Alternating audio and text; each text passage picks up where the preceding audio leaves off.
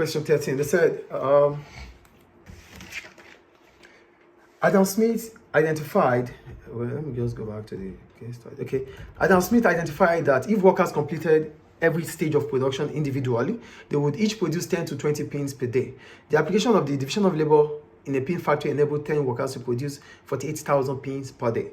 Evaluate the advantage of the division of labor in organizing production. First, you have to define division of labor, which is the breaking down of production process into different stages, and each stage can be performed by different people. That is what division of labor is. So what are the advantages of division of labor? First, I wrote, Adam Smith figured out that workers completed every stage in production of production. Each individual will be able to produce two. If each individual had to complete the stage of production, they will only produce 10 to 20 pins per day. But the application of division of labor used by Adam Smith means 10 workers will be able to produce 48,000 pins per day. So you have to find labor productivity there, which is output divided by input.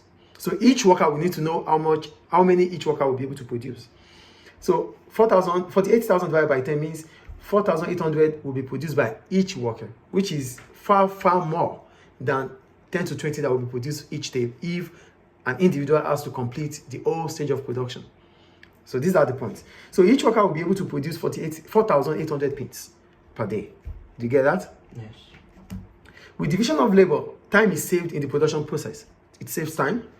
Division of labor reduces the cost of production as workers might be paid the same amount of money and they have to carry out all the same job. These are benefits of division of labor.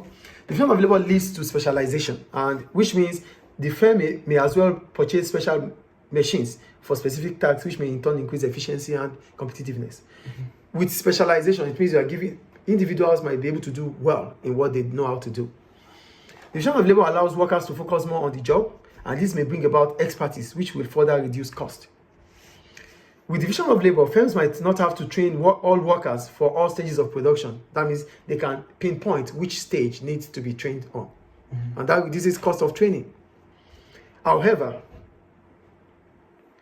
division of labor may lead to boredom due to repetitive work. You have to continue to do the same thing every now and then. Repetition, that would be... So that's the rotation? No. Yeah, not to have boredom, then you have to start thinking about job rotation. But here, we're talking about the consequence of division of labor, which is boredom, the first one. Two, there is interdependence of workers in terms of completing tasks. So each stage has to be completed before the next stage. There's interdependence. So a lackadaisical attitude of a stage might bring about halt in another stage. So there's interdependence. Okay. And that makes them to be vulnerable. And also there's possibility that workers, because they are specialists, they may request for better pay. And if you are not paying them, they find your rivals who will be able to pay them. So you might be losing workers as a result of that. And when workers are being replaced with machines, that could reduce their morale and might be demotivated. So that ends division of labor.